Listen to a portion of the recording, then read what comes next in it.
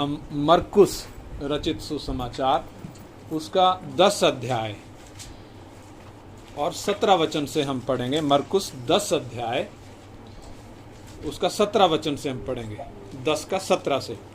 जब वो वहां से निकलकर मार्ग में जा रहा था तो एक मनुष्य उसके पास दौड़ता हुआ आया और उसके आगे घुटने टेक कर उससे पूछा, हे उत्तम गुरु, अनंत जीवन का अधिकारी होने के लिए मैं क्या करूं? हाँ, इधर बस रुक जाएं। ये घटना जो हम देख रहे हैं, एक व्यक्ति यीशु मसीह के पास दौड़ते हुए आया है और इसका नाम क्या लिखा है इस आयत में?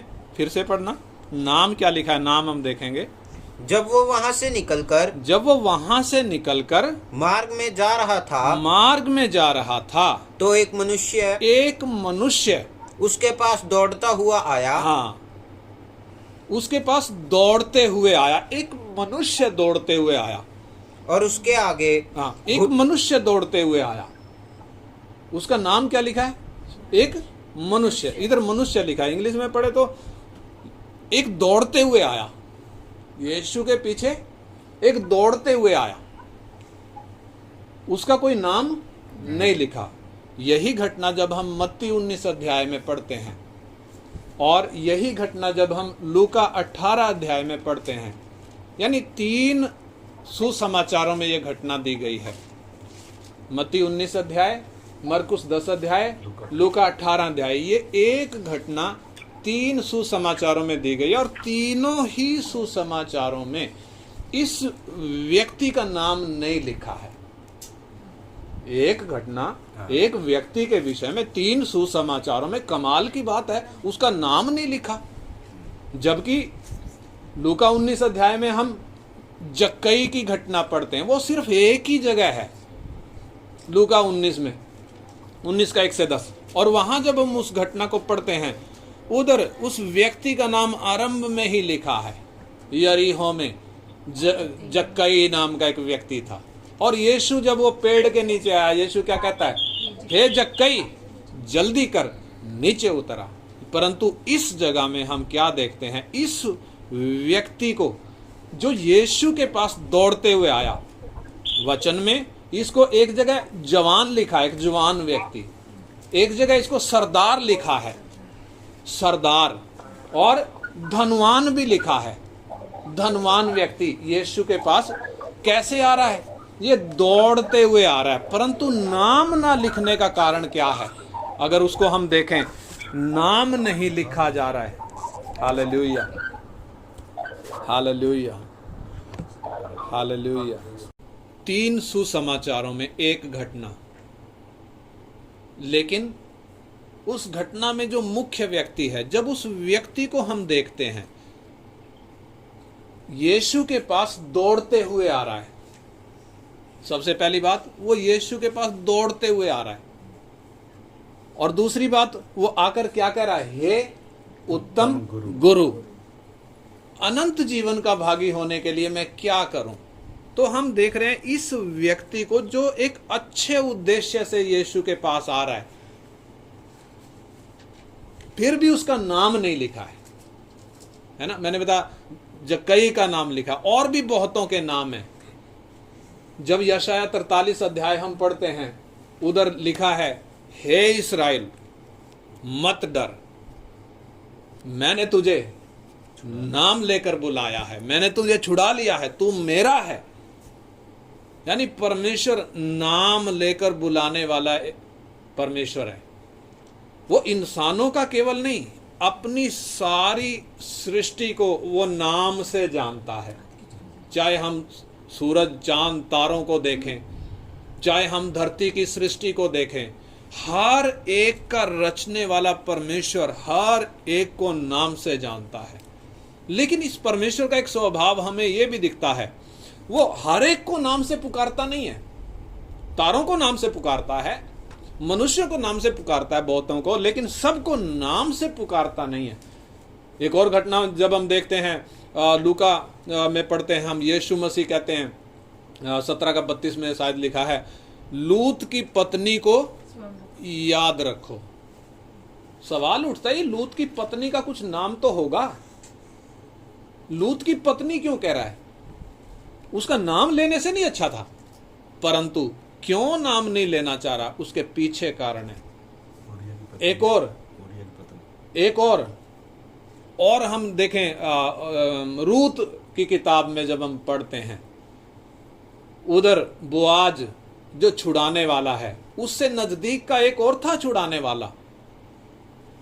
और जब वो बोआज उस व्यक्ति को पुकार रहा है, जब वो उधर आ रहा है, जब वो छुड़ाने का प्रक्रिया उधर हो रही है, उधर क्या लिखा है? जब वचन में 4:1 में रूत में पढ़ते हैं, उधर लिखा है हे फुलाने, हे फुलाने, हे फुलाने। ऐसा क्यों लिखा है हे फुलाने? कारण उसके पीछे परमेश्वर का आत्मा जिसकी प्रेरणा से यह वचन लिखा है, एक एक शब्द परमेश्वर के आत्मा की प्रेरणा से लिखा है। वो क्यों नाम लेना नहीं चाहता? कारण इस व्यक्ति में कुछ ऐसा है कि परमेश्वर इसका नाम पसंद नहीं कर रहा। इसलिए ये 3 घटनाओं, 3 सुसमाचारों में ये एक घटना, लेकिन इसमें तीनों में क्या नहीं लिखा? नाम नहीं लिखा। उसके पीछे कारण क्या है? ये व्यक्ति का स्वभाव, ये व्यक्ति की आदत जो परमेश्वर को कतई पसंद नहीं है। परंतु जब हम इसको सरसरी निगाह से इस घटना को देखते हैं तो ये व्यक्ति हमें एक अच्छा विश्वासी दिखता है। कारण उसके पीछे ये सबसे पहली बात, ये दौड़ते हुए यीशु के पास आया। नंबर 2, ये यीशु को क्या कह रहा है? हे उत्तम गुरु, हे उत्तम गुरु। हिंदी में लिखा है हे उत्तम गुरु, लेकिन जब मूल भाषा में पढ़ते हैं तो उसका मतलब क्या है? हे उत्तम स्वामी। लूका 16:13 जब हम पढ़ते हैं, उधर प्रभु यीशु मसीह कहते हैं एक दास 2 स्वामियों की सेवा नहीं कर सकता। यानी वो दास और स्वामी का संबंध है। मास्टर, इंग्लिश में लिखा गुड मास्टर। तो मास्टर का मतलब टीचर नहीं है, और मास्टर का मतलब गुरु नहीं है। मास्टर का मतलब है स्वामी, प्रभु। और ये व्यक्ति क्या कह रहा है? हे उत्तम गुरु, मैं अनंत जीवन पाने के लिए क्या करूं? यानी 3 बातें हम देख रहे हैं। दौड़ते हुए आया, एक अच्छे मकसद से आ रहा है देखने में जब देखते हैं तो। दूसरा, ये यीशु को ये जानता है ये उत्तम गुरु है, इसलिए उसको उत्तम गुरु पुकार भी रहा है। और तीसरी बात हम क्या भी देख रहे हैं, ये व्यक्ति अनंत जीवन का क्या है? अनंत जीवन की लालसा इसको है, अनंत जीवन का शौकीन है। ये इसको अनंत जीवन चाहिए। बाकी सब कुछ है पर अनंत जीवन नहीं। धन है बहुत सारा धन है इसके पास, परंतु अनंत जीवन नहीं है। यीशु के पीछे दौड़ते हुए आया है, और यीशु जब इसको कह रहा है, पढ़े उसका अगला 18 वचन। यीशु ने उससे कहा तू मुझे उत्तम क्यों कहता है? हाँ, इधर रुक जाएं। यीशु क्या कह रहा है? तू मुझे उत्तम क्यों कहता है? यहां सवाल उठता है, प्रभु यीशु ऐसा क्यों कह रहे हैं? तू मुझे उत्तम क्यों कहता है? प्रभु यीशु क्यों कह रहे हैं इस व्यक्ति को, तू मुझे उत्तम क्यों कहता है? पढ़ें आगे। कोई उत्तम नहीं, केवल एक, हाँ, अर्थात परमेश्वर। हाँ, परमेश्वर कौन है? ये व्यक्ति जो बोल रहा है कि तू मुझे उत्तम क्यों कहता है, ये वास्तव में है कौन? परमेश्वर यही तो है, उत्तम यही तो है। इसके अलावा दूसरा कोई उत्तम है कोई नहीं। इसका ये कहने का मतलब ये कदापि नहीं है कि मैं उत्तम नहीं हूं, उत्तम तो परमेश्वर है, ये नहीं है उसका मतलब। जैसा आम तौर पर लोग अपनी बुद्धि से इसको इंटरप्रेट करने के चक्कर में, अपनी बुद्धि से समझने के चक्कर में इसको वो गलत अर्थ निकालते हैं। क्या अर्थ निकालते हैं? कि यीशु उत्तम नहीं है इसलिए ये कह रहा है कि परमेश्वर उत्तम है। ऐसा नहीं है। यीशु कह रहा है कोई उत्तम नहीं, एक ही उत्तम है, और वो परमेश्वर है। और वो है कौन? ये खुद है। लेकिन सवाल उठता है, ये क्यों कह रहा है? तू मुझे उत्तम क्यों कहता है? और फिर आगे पढ़े। तू आज्ञाओं को तो जानता तू है, आज्ञाओं को तो जानता है, अर्थात हाँ, हत्या न करना, हत्या ना करना, व्यभिचार न करना, हाँ, चोरी न करना, हाँ, झूठी गवाही न देना, हाँ, छल न करना, हाँ, अपने पिता और अपनी माता का आदर करना। हाँ। ये प्रभु यीशु कौन सी आज्ञाएं बता रहा है? हम जब आज्ञाओं को देखते हैं, निर्गमन 20 अध्याय में लिखी हैं, परमेश्वर ने जो आज्ञाएं इस्राएल को दी थी, ये 10 आज्ञाएं पत्थर की 2 पट्टियों पर लिखी गई थी। पत्थर की पट्टियों पर क्यों लिखी गई थी? क्योंकि उतनी ठोस है, और पेन से नहीं लिखी थी जैसे हम पेन से कागज पे लिखते हैं, ऐसे नहीं लिखा था, बल्कि उसको उकेरा गया था, उसको खोद कर लिखा गया था। क्यों? तो क्योंकि ये मिट नहीं सकती। और परमेश्वर का वचन स्पष्ट कहता है, परमेश्वर ने अपनी उंगली से उनको लिखा था। यानी लिखने वाला कौन? परमेश्वर खुद है। और हम देखते हैं वो कितनी तख्तियों पर थी? 2 तख्तियों पर थी। एक तख्ती पर परमेश्वर से संबंधित 4 आज्ञाएं थी, दूसरी तख्ती पर मनुष्य से संबंधित 6 आज्ञाएं थी। यानी परमेश्वर से संबंधित 4 आज्ञाएं कौन सी? आत्मिक आज्ञाएं, जिसके विषय में प्रभु यीशु मसीह स्पष्ट बताते हैं कि सारी व्यवस्था और भविष्यवक्ताएं इन 2 आज्ञाओं पर टिकी हैं। उधर भी एक व्यक्ति आया, कहता है जी कौन सी आज्ञा बड़ी है? आया ना? प्रभु यीशु मसीह कहते हैं बड़ी तो एक ही आज्ञा है, तू अपने पूरे मन, अपने पूरे प्राण, अपनी पूरी शक्ति से क्या कर? परमेश्वर से, अपने परमेश्वर से प्रेम रख। बड़ी और मुख्य आज्ञा तो यही है। और इसके साथ एक और आज्ञा है, इसके समान एक और आज्ञा है, तू अपने पड़ोसी से अपने समान। पूरी व्यवस्था का सार ये 2 आज्ञाएं हैं। पूरे भविष्यवक्ताओं का, पूरी बाइबल का सार ये 2 आज्ञाएं हैं। और इन 2 आज्ञाएं को 2 पट्टियों पर लिखा गया, 2 अलग अलग पट्टियां हैं। और यहाँ यीशु इस व्यक्ति से जिन आज्ञाओं की बात कर रहे हैं, ये कौन सी पट्टी की आज्ञाएं हैं? ये पड़ोसी से संबंधित आज्ञाएं हैं। क्योंकि प्रभु यीशु जानता है इस व्यक्ति को, ये व्यक्ति परमेश्वर से प्रेम करने वाला व्यक्ति नहीं है। ये पड़ोसी वाली जो आज्ञाएं हैं उनका दावा कैसे कर रहा है? उसका 20 वचन, उसने उससे कहा, हे गुरु, इन सब को मैं लड़कपन से मानता आया हूँ। इन सब को मैं लड़कपन से मानते आया हूँ। यीशु ने उस पर दृष्टि करके, हाँ, क्या कह रहा है? इन सब को मैं लड़कपन से, यानी बचपन से मानते आया हूं। आप जरा सोच कर देखें, ये व्यक्ति दौड़ते हुए यीशु के पास आया, यीशु को उत्तम गुरु भी कह रहा है, और अनंत जीवन का भी खोजी है, और आज्ञाओं को भी इधर जैसा लिखा है ये बचपन से, यानी ये तो एक अच्छा विश्वासी है, नहीं है? एक अच्छा विश्वासी है। परंतु यीशु मसीह क्या कह रहे हैं? यीशु ने उस पर दृष्टि करके उससे प्रेम किया और उससे कहा, तुझ में एक बात की घटी है। तुझ में एक बात की घटी है। अब यहां रुक जाएं। तुझ में क्या है? एक बात की घटी है। हम थोड़ा सा, हमारे पास उतना टाइम नहीं है, थोड़ा सा मैं खाली झलक के लिए बोल रहा हूं। हम जक्कई के पास जाएं, और जक्कई नाम का एक व्यक्ति, जिसके विषय में लिखा वो नाटा था, है ना? वो एक बड़ा धनी व्यक्ति था, बिजनेस टाइकून था, और नाटा था, और भीड़ के कारण यीशु को क्या नहीं कर पा रहा था? वो देख नहीं पा रहा था। यानी उसके मार्ग में कितनी बड़ी समस्याएं। उसके मार्ग में सबसे पहली, उसके पास टाइम नहीं है, बहुत बिजी व्यक्ति है, बहुत बड़ा कारोबार है उसका। पब्लिकन, जो रोमन सरकार में पब्लिकन होते थे ना, टैक्स लेने वाले, बहुत बड़े कारोबारी होते थे, उनके पास इतना टाइम नहीं है कि यीशु से मिलने की तमन्ना रखें। इतना टाइम कहाँ? सबसे बड़ी बाधा तो ये है। दूसरी उसके सामने बाधा क्या थी? वो नाटा था।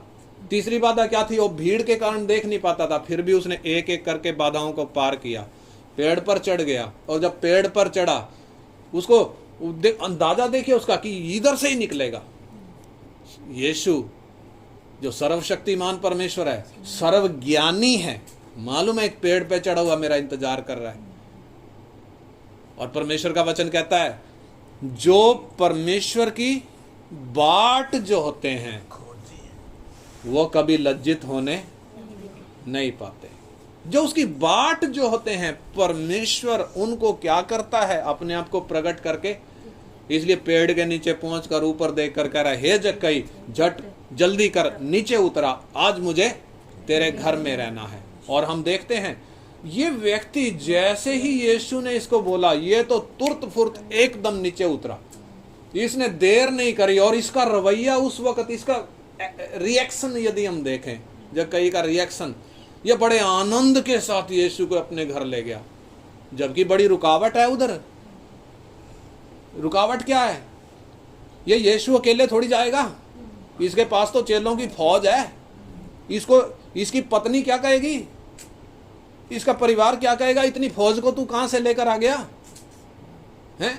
हमें तो एक मेहमान आ जाए सोचना पड़ जाता है, लेकिन इसके घर तो कितने, यीशु के साथ पूरी फौज है। 12 नहीं, पूरी फौज है। 12 तो बाद में बचे, पहले तो बहुत थे, 70 भी थे जिनको भेजा, और उससे और भी ज्यादा थे। अब आप अंदाजा लगाओ, इतनी ये एक बड़ी रुकावट। पत्नी क्या कहेगी? और फिर अगली रुकावट एक और है, लोग क्या कह रहे हैं, एक पापी के घर ये जा उतरा है, यानी ये पापी व्यक्ति है। ये यानी संसार किस रीति से एक व्यक्ति को जो यीशु के पीछे चलना चाहता है, किस रीति से पीछे खींचने की कोशिश करता है, यह संसार कैसे रुकावट बनता है। लेकिन ये व्यक्ति ये क्या कहता है, इसकी सोच क्या होगी, तुम कितना भी मुझे रोकने की कोशिश करो, मैं रुकने वाला, कौन मुझे रोकेगा यीशु को अपने घर ले जाने से। और मालूम है इतनी यही बाधाएं कम नहीं हुई, बाधाएं यही खत्म नहीं हुई, बाधाएं आगे और बहुत हैं। जब यीशु के सामने ये खड़ा हुआ अपने घर में, पूरी भीड़ है वहां पर भी, और जब खड़ा हुआ क्या कह रहा है, हे प्रभु, यीशु को क्या कह रहा है, हे मास्टर, हे प्रभु, मैं अपनी आधी संपत्ति कंगालों को देता हूं। सवाल उठता है, भाई साहब तू आधी संपत्ति कंगालों को क्यों दे रहा है? इस संपत्ति के लिए तूने अपना जीवन लगा दिया, इतना मेहनत करता है, तेरे पास टाइम नहीं है, तू आधी संपत्ति कंगालों को क्यों? तेरा दिमाग खराब हो गया क्या?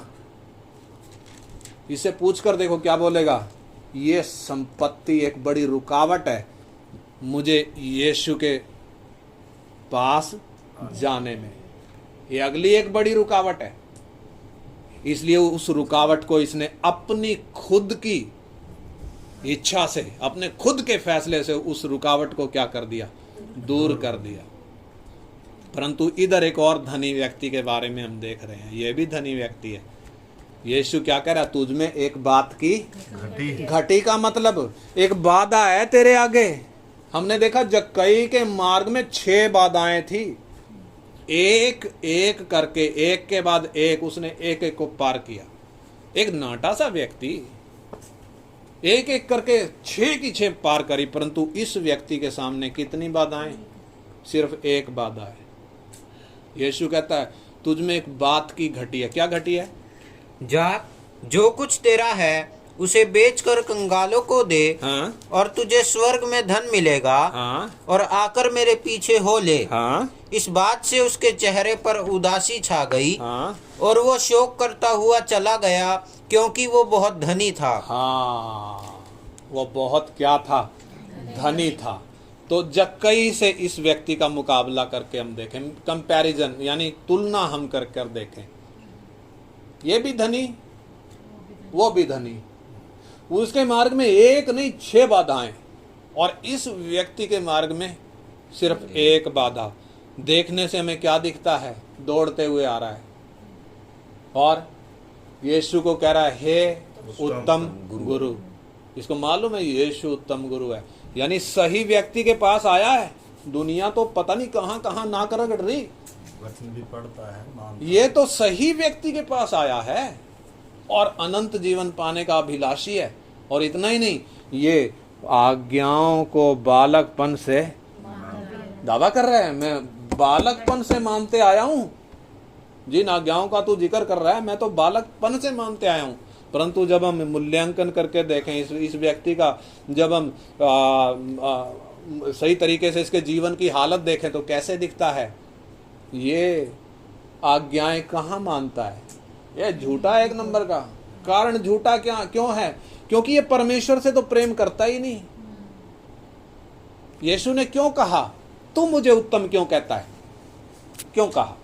सवाल उठता है, तू मुझे उत्तम क्यों कहता है? क्योंकि तेरे लिए उत्तम तेरा पैसा है। तू मुझे उत्तम क्यों कहता है? तेरे लिए उत्तम तो तेरा पैसा है।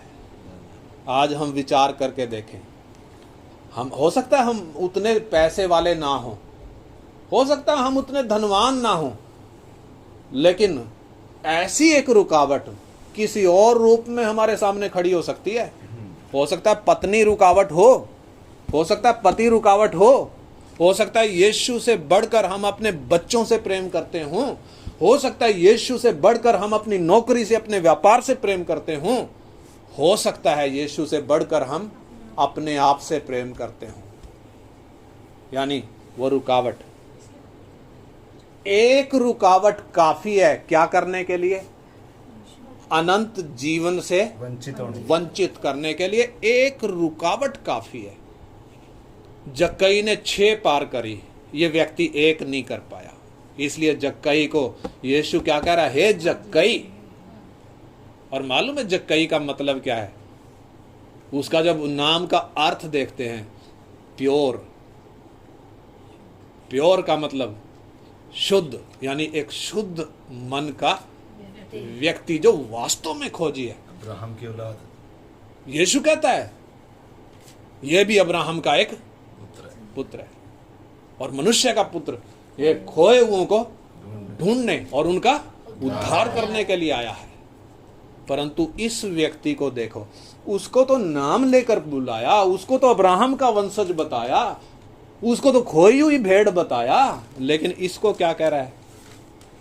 इसका नाम तक भी नहीं ले रहा। हम अपने विषय में देखें, क्या परमेश्वर मेरा नाम लेना पसंद करेगा? वो साफ साफ कहता है, यदि कोई मेरे पीछे आना चाहे और मुझसे बढ़कर अपनी पत्नी, अपने पति, अपने बच्चों या अपने भाई बहन को प्रेम करे और मुझसे बढ़कर अपने प्राण को प्रेम करे तो वो मेरा चेला हो नहीं सकता। साफ कहता है, जो मुझसे बढ़कर अपने प्राण को प्रेम करता है वो मेरा चेला, जो मुझसे बढ़कर किसी और व्यक्ति से प्रेम करता है वो मेरा चेला। स्पष्ट कहता है। और ये व्यक्ति को हम देखें, इसका नाम लिखा क्यों नहीं है?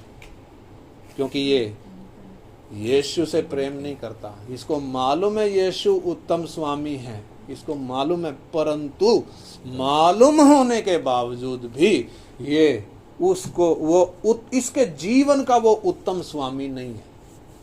इसको मालूम है ये उत्तम स्वामी है, परंतु इसके जीवन का ये उत्तम स्वामी बनाना नहीं चाहता। कारण इसके जीवन का वो उत्तम स्थान किसी और ने ले रखा है, किसी और ने ले रखा है। मैं और आप जितने हम इधर बैठे हैं, जितने हम ऑनलाइन जुड़े हुए हैं, हम जरा सोच कर देखें, मेरे जीवन में उस उत्तम जगह पर कौन बैठा है?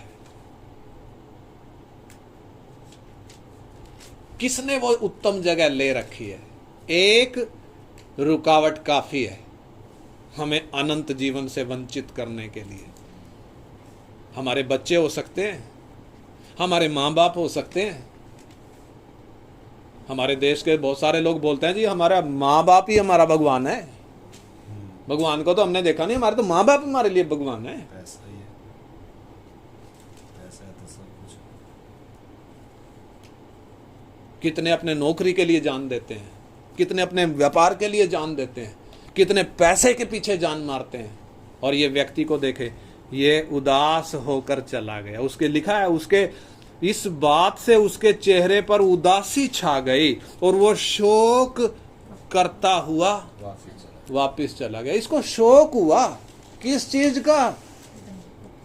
परमेश्वर की भक्ति वाला शोक नहीं है ये, मेरा पैसा ना चला जाए। यानी ये व्यक्ति किसी भी कीमत पर अपना पैसा खोना नहीं चाहता। जक्कई ने क्या किया था? मैं आदि संपत्ति, हे प्रभु, यीशु को कह रहा है, हे प्रभु, मैं अपनी आदि संपत्ति कंगालों को देता हूं। यीशु ने कोई शर्त नहीं रखी थी। क्यों रखे? यीशु की नजर तो किधर है? मन पर है। इस व्यक्ति के सामने क्यों रखी? इसको क्यों बोला तू मुझे उत्तम क्यों कहता है? कारण उस सर्वज्ञानी को मालूम है आपके जीवन का उत्तम कौन है, आपके जीवन के राजगद्दी पर कौन बैठा है, सर्वज्ञानी को। इसलिए आइए हम ज़्यादा लंबा ना जाते हुए अपने जीवन का मूल्यांकन करें, अपने जीवन के बारे में सोच कर देखें, मेरे जीवन का उत्तम स्वामी कौन है? मैंने अपने जीवन में राजगद्दी पर किसको बिठाया हुआ है? किसको बिठाया हुआ है? क्या प्रभु मुझसे तो नहीं कहेगा तुझ में एक बात की घटी है? कहीं ऐसा तो ना वो मेरा नाम लेना ना चाहता हो? कई उदाहरण है बाइबल में, परमेश्वर नाम लेना नहीं चाहता, नहीं लेना चाहता। कारण उस व्यक्ति का चाल चलन। हम जरा तुलना कर कर देखें। जक्कई ने एक एक करके 6 बाधाओं को पार किया। एक नाटा सा व्यक्ति, इसने कैसे फैसला किया होगा मैं यीशु को मिलूंगा? जबकि एक नाटा व्यक्ति तो किसी से मिलना पसंद करेगा ही नहीं। उसको मालूम है मेरा मजाक उड़ाएंगे। लेकिन ये व्यक्ति जिसको हम आज देखा, ये व्यक्ति दौड़ते हुए यीशु के पास आया। बाहर से दिखने में बड़ा अच्छा विश्वासी है। हम भी हो सकता है बाहर से दिखने में बड़े अच्छे विश्वासी हों, परंतु क्या प्रभु हमें ऐसा तो नहीं कह रहा तू मुझे उत्तम क्यों कहता है? क्योंकि तेरा उत्तम तो कोई और है। यीशु कहता है कोई दास 2 स्वामियों की सेवा नहीं कर सकता। एक गद्दी पे 2 स्वामी नहीं बैठ सकते। इसलिए आइए हम प्रार्थना करें, मेरे जीवन का उत्तम मैंने किसको दे रखा है? खुद अड़प रखा है या किसी और को दे रखा है? एक काफी है, एक रुकावट काफी है अनंत जीवन से वंचित करने के लिए, और एक रुकावट काफी है। परमेश्वर हमारा नाम लेना नहीं चाहेगा। Hallelujah, hallelujah. आइए हम प्रार्थना करेंगे। हालेलुया, प्रार्थना करेंगे। हालेलुया। आइए हम प्रार्थना करते हैं। प्रभु ने अपना पवित्र और बहुमूल्य वचन हम तक पहुंचाया, उसका ये शुभ संदेश परमेश्वर का हम हरेक के हृदयों तक पहुंचा है। आइए आज हम भी अपने जीवनों को जांचें, हमारे जीवन का स्वामी कौन है। यीशु कहता है जब तुम मुझे प्यार नहीं करते, मेरी आज्ञा नहीं मानते, तो मुझे क्यों प्रभु कहते हो? वो उनका प्रभु नहीं है जो उसे प्यार नहीं करते, वो उनका प्रभु नहीं है जो उसकी बातों को मानते नहीं है। वो साफ इनकार करता है। बहुत तेरे उस दिन कहेंगे हे प्रभु हमने तेरे नाम से बहुत कुछ किया है, लेकिन मैं उनको खुल कर कह दूंगा कि मैंने तुम्हें कभी भी जाना नहीं है। आइए हम अपने जीवनों को भी जांचें। आज मेरे जीवन का उत्तम कौन है, सर्वोच्च कौन है, कौन आज मेरे लिए सर्वप्रिय है, सर्वोत्तम है, सर्वश्रेष्ठ कौन है आज मेरे लिए? क्या मैंने परमेश्वर को अपना सर्वोच्च दिया है, सर्वोत्तम दिया है? क्या वो मेरा सर्वप्रिय है, सबसे प्रथम है? परमेश्वर सबसे पहला है। क्या मेरे जीवन में वो सबसे पहला है? परमेश्वर ने अपना सर्वोच्च हमारे लिए दिया है, अपना प्रिय हमारे लिए दिया है। क्या हमने अपना प्रिय, अपना सर्वोच्च अपने प्रभु के लिए दिया है? अब्राहम को परमेश्वर ने कहा, हे अब्राहम, अपने इकलौते पुत्र को, जिसे तू प्यार करता है, अपने प्रिय पुत्र को मोरिया पर्वत पर ले जाकर उसे बलि कर। अब्राहम के सामने भी ये बात आई कि उसके लिए सर्वोच्च कौन है। उसने उस महान परमेश्वर को वो सर्वोच्च दे दिया। पवित्र, जीवित और भावता हुआ बलिदान कर कर उसने सर्वोच्च दे दिया। इसलिए परमेश्वर ने कहा, हे अब्राहम, तूने अपने सर्वोच्च को भी, अपने प्रिय को भी रख नहीं छोड़ा, इसीलिए अब दुनिया तेरे द्वारा, तेरे वंश के द्वारा आशीष पाएगी। आमीन, हालेलुया। मेरे द्वारा और आपके द्वारा दुनिया ने आशीष पाना है, तो क्या मैंने अपना सर्वोच्च अपने मालिक को दिया है? क्या वो मेरे जीवन का सर्वोच्च है? क्या मैं खाली उसे प्रभु प्रभु कर कर मानता हूं? इस धनी व्यक्ति के लिए अनंत जीवन कीमती नहीं है। प्रभु उसके जीवन में वास्तव में सर्वोच्च नहीं था, उसके जीवन में सर्वोच्च कुछ और था। आइए आज हम अपने जीवनों को मनन करें। प्रभु की आवाज आज हम हृदयों तक, हम हरेक के हृदयों और मनों तक पहुंची है, ताकि आज हम भी अपने जीवन को जांच लें कि मेरे जीवन का सर्वोच्च कौन है। मैं अपना प्रथम स्थान किसे देता हूं? मेरे सुख का मूल कौन है? मेरे आनंद का विषय क्या है? प्यारे प्रभु, इस पवित्र वचन के लिए आपको धन्यवाद करते हैं।